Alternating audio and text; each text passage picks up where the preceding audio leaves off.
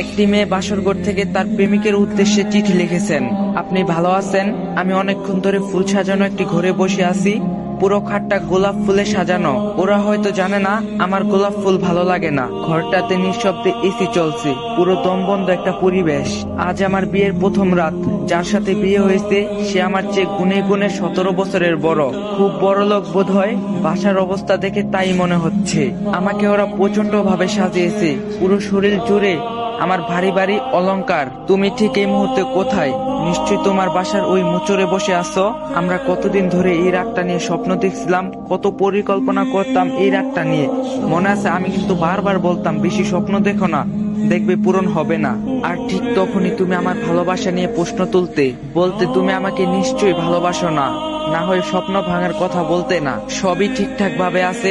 ওরা কিন্তু আমাকে তোমার মনের মতোই সাজিয়েছে। তুমি চেয়েছিলে ওই দিন আমার যে সুন্দর আর কাউকে লাগবে না। সত্যি আমাকে আজ অনেক বেশি সুন্দর লাগছে। তুমি চেয়েছিলে আমার মুখ দেখে আজকে রাত কাটিয়ে দিবে, আমিও চেয়েছিলাম। তবে চাইলে সব হয় না, বাস্তবতা বড় কঠিন। আর হয়তো কোনোদিন কোনো স্বপ্ন হাতছানি দিবে না। তুমি কিন্তু একদম ভেঙে পড়বা না, সবকিছু ঠিক হয়ে যাবে। তুমি কিন্তু খুব ফুটফুটে একটা মেয়েকে বিয়ে করবে, তাকে নিয়ে সুখে থাকবে। আমাকে যতটুকু ভালোবাসতে তাকে কিন্তু আমার থেকে বেশি ভালোবাসতে হবে। আর বিয়ের দিন একদমই আমার কথা ভাববে না, তাকে নিয়ে জ্যোৎস্না দেখবে, রোজ ঘুরতে যাবে। আচ্ছা, ঘুম থেকে সকালে তাড়াতাড়ি উঠবে। অ্যালার্ম ঘড়ির দায়িত্ব তো আমি অনেক দিন নিলাম, আর কত বলো। আর সব সময় চুল আঁচড়াবে, আমি হাত দিয়ে ঠিক করে দেব। এই আশায় আর বসে থাকবা না। তুমি খুব ভালো, দেখো তোমার কপালে আমার থেকে অনেক ভালো মেয়ে জুটবে। সে তোমায় খুব বেশি ভালোবাসবে, কারণ তুমি খুব ভালো। আর হ্যাঁ, লাস্ট একটা কথা, তুমি আমাকে বলছিলে আমি তোমাকে ভালোবাসি কিনা সেটা জানি না, তোমায় ছাড়া আমি বাঁচবো না। তোমায় একদিন না দেখলে, কথা না বললে ভালো লাগে না।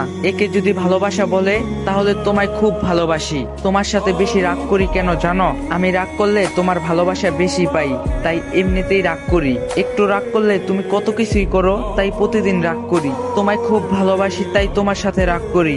আর দেখি তুমি আমায় কতটুক ভালোবাসো। একই বয়সের ভালোবাসা সফল হতে ভাগ্য লাগে। তোমার বা আমার সেই ভাগ্য নেই। আমার জন্য চিন্তা করো না, নিজের খেয়াল রেখো, সব কাজ ঠিক মতো করো। হয়তো এই কথা আমার তোমার সাথে শেষ বলা। আমি তোমায় ছাড়া আর কাউকে নিয়ে বাঁচতে পারবো না। এই জন্মে না পেলেও অন্য জন্মে ঠিকই পাবো। খোদা হাফেজ। এই বলে মেয়েটি আত্মহত্যা করলো। কিন্তু আফসোস, চিঠিটি ছেলেটির কাছে পৌঁছালো না, কারণ মেয়েটি বিয়ে হওয়ার খবর শুনে ছেলেটি আগেই মারা গেছে। তো গাইস, ভিডিওটা আপনাদের কাছে কেমন লাগছে অবশ্যই কমেন্টে বলে যাবেন। আর পেজে নতুন না থাকলে পেজটাতে ফলো দিবেন, একটা লাইক দিয়ে যাবেন, আর ভিডিওটা বেশি বেশি করে